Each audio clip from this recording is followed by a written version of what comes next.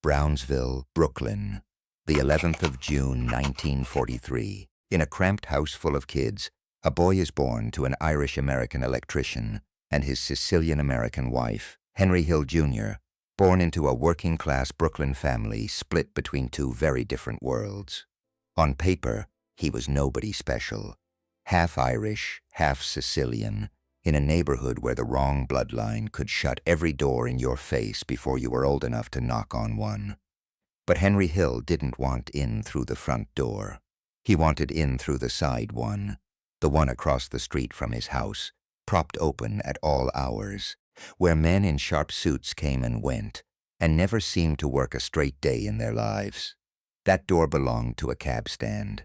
By 1955, at just 12 years old, Henry was already running odd jobs for Tuddy Cicero, brother of Lucchese capo Paul Cicero, the neighborhood's real power broker, hiding in plain sight behind a taxi dispatch office.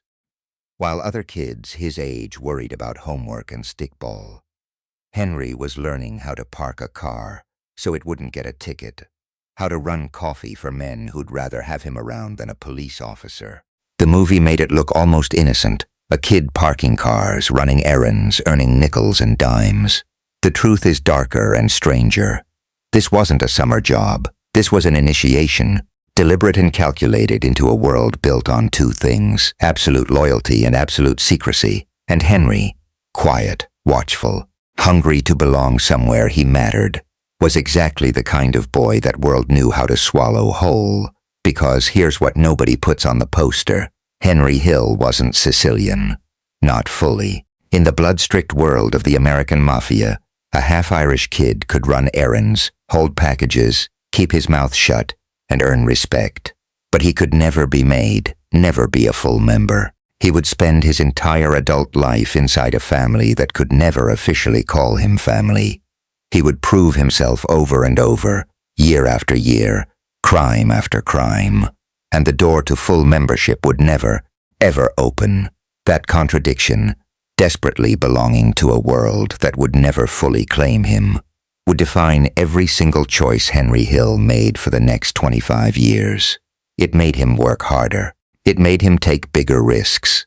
And decades later, when the FBI came looking for someone inside that world willing to talk, it may be exactly why Henry Hill was able to do something no made man ever could. He was never all the way in, which meant when the moment came, he was never all the way loyal either. Part 2.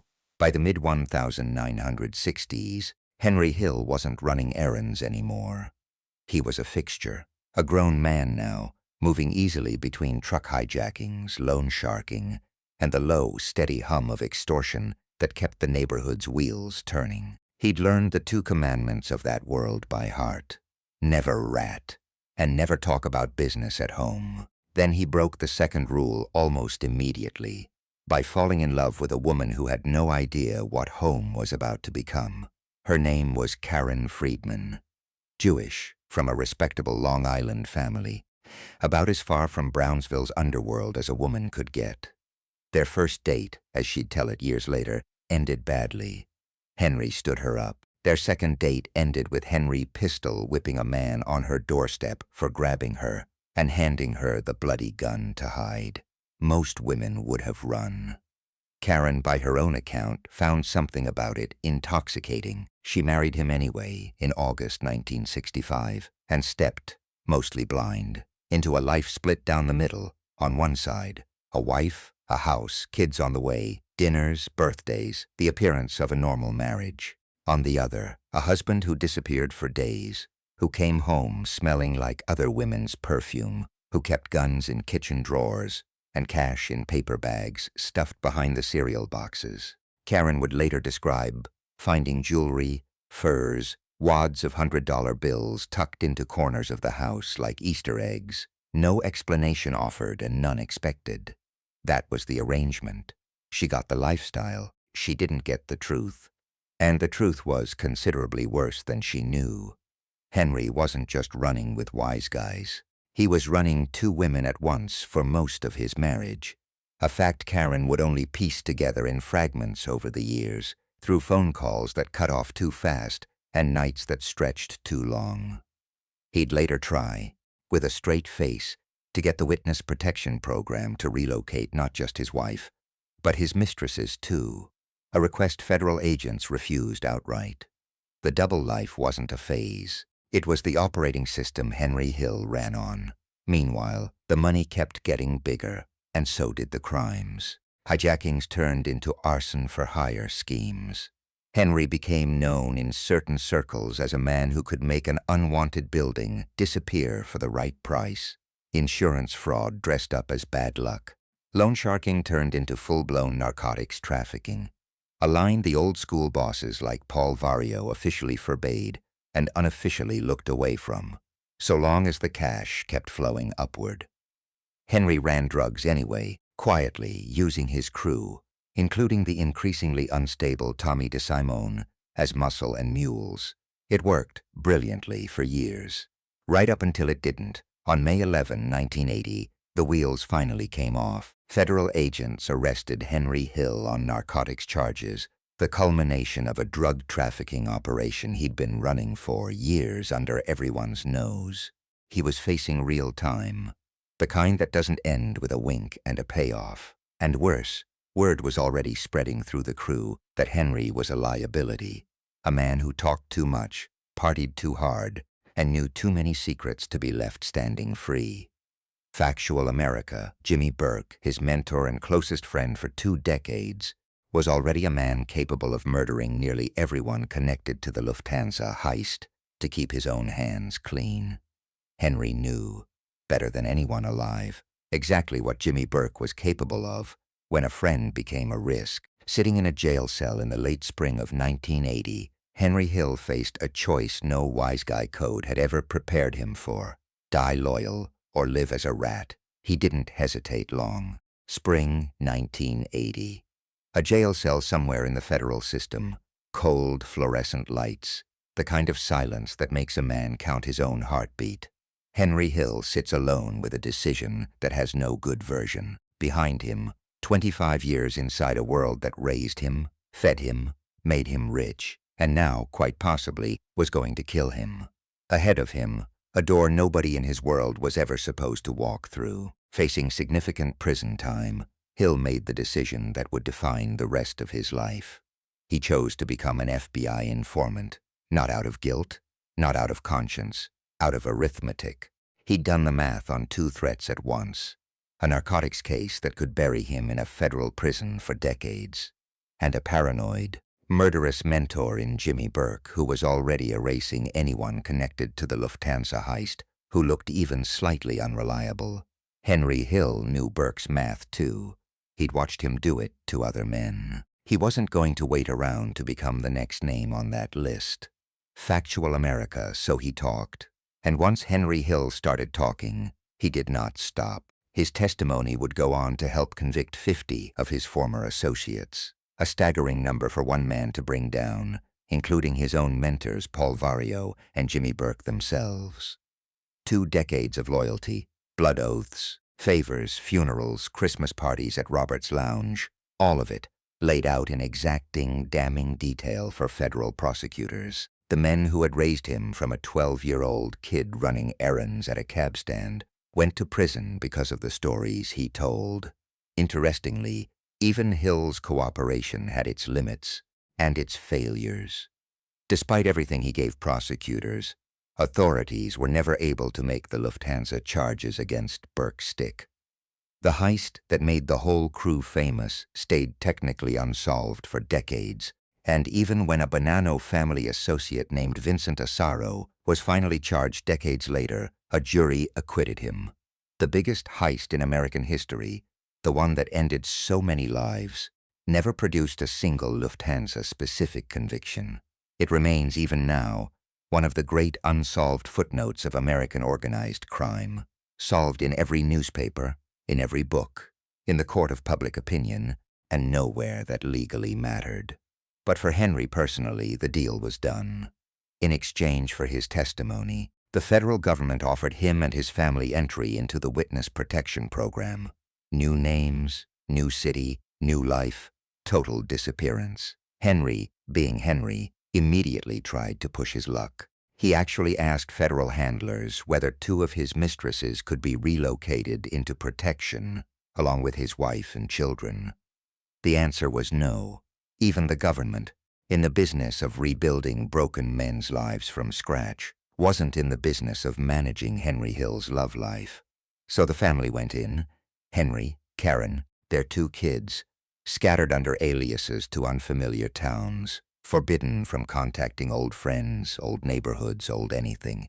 It should have been an ending, a quiet fade into anonymity, the reward for surviving a life that kills most men who live it. It wasn't. Because Henry Hill, more than almost anyone the program had ever handled, could not stop being Henry Hill. Despite having every opportunity most criminals never get, a clean slate, total protection, a genuine second chance, Hill was never able to fully let go of his old identity or his old habits. He drank, he gambled, he got arrested repeatedly for things that had nothing to do with the mob and everything to do with a man who simply didn't know how to live small. Burglary, assault, multiple DWIs.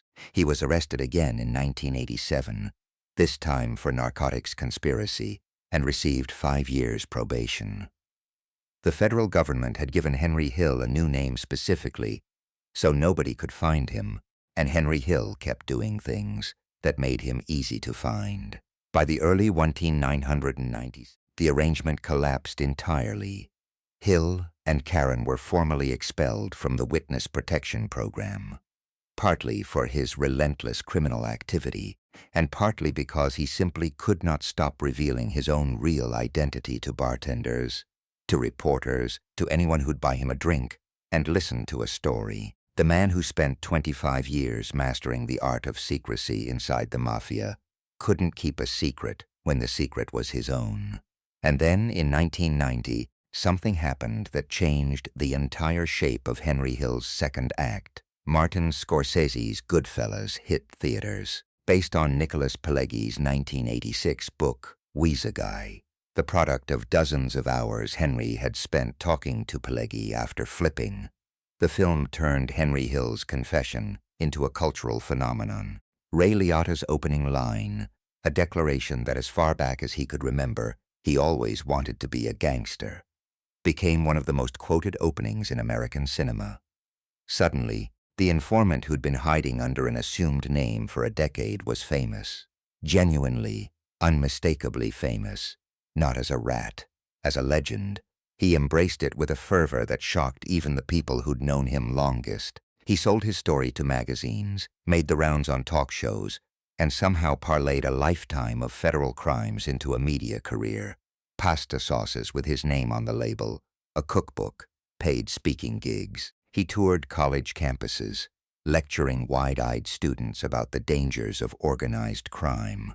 Though plenty of people who watched him do it suspected the moral lesson was secondary to the applause and to the check. It made him, in the strangest possible way, a walking contradiction. A man who betrayed one of the most feared criminal organizations in American history, celebrated by the very culture that once would have wanted him dead for it. The Mafia was built on omerta, the code of silence, the idea that talking to the government was the one unforgivable sin. Henry Hill broke that code, and America turned him into a celebrity for it. Take a crunch. But fame didn't fix the double life. It just gave the double life a bigger stage. Henry and Karen separated in 1989, even before the movie made him a household name. And after years of on-again, off-again reconciliation, their divorce finally became official in 2002. The marriage that started with a bloody gun handed over on a doorstep in 1965. The marriage Karen had once described as intoxicating precisely because of its danger. Finally ran out of road after 37 years, worn down not by the mob, not by the FBI, but by the same restless, compulsive dishonesty that had defined Henry from the very beginning. He kept drinking. He kept getting into trouble, small time now, almost sad in its pettiness compared to the scale of what he'd once been part of. Bar fights, DUIs, minor scrapes that made local news mostly because of who he used to be. The man who once helped orchestrate one of the largest cash robberies in American history was, By the 2000s, just another aging alcoholic with a famous name, cycling in and out of relevance, in and out of sobriety, in and out of trouble. And through it all, one thing never left him: the paranoia. Even decades removed from the mob, even after being kicked out of protection, even after becoming a celebrity instead of a fugitive, Henry Hill reportedly lived out much of his later life, believing his final moment could still come with a bullet to the back of the head. The fear of every rat, permanently embedded, long after the men who might have pulled the trigger were dead or in prison themselves. Time, in the end, did what the Mafia never managed to do. Henry Hill died in a Los Angeles hospital on the 12th of June, 2012, at the age of 69, following complications from long-term heart problems related to a lifetime of smoking. He'd had open heart surgery the year before. There was no hit, no ambush, no car bomb, no back alley execution, none of the endings his old world specialized in. He went out, as one report at the time put it with quiet irony, the same way as all the ordinary, average people he'd spent his whole life looking down on. In a hospital bed, worn down by an ordinary disease. His longtime girlfriend, Lisa Caserta, told reporters that in his final years, Henry had grown genuinely remorseful, that somewhere underneath 5 decades of hustling, lying, and self-mythologizing, something like a good soul had finally surfaced before the end. Whether that was true redemption or just another performance from a man who'd spent his whole career performing, nobody left alive can say for certain. That, in a way, is the most fitting epitaph Henry Hill could have written for himself, press reader, because that was always the real story Goodfellas never fully told you. Not the heists, not the violence, not even the betrayal that brought 50 men down with him. It was this. Henry Hill spent his entire life running 2 lives at once: the loyal wise guy and the informant waiting to happen, the devoted husband and the man with a mistress in every borough, the celebrated author and the felon who couldn't stay out of trouble even when the whole world was watching him try. He was never fully anything, never fully in the mob, never fully out of it, never fully faithful, never fully free, never fully trusted, and in the end, never fully at peace. The kid who stood across the street from that cab stand in Brownsville in 1955, watching men in sharp suits come and go, thought he was watching the door to belonging. What he actually found, on the other side of that door, was a life spent belonging to no one, least of all himself.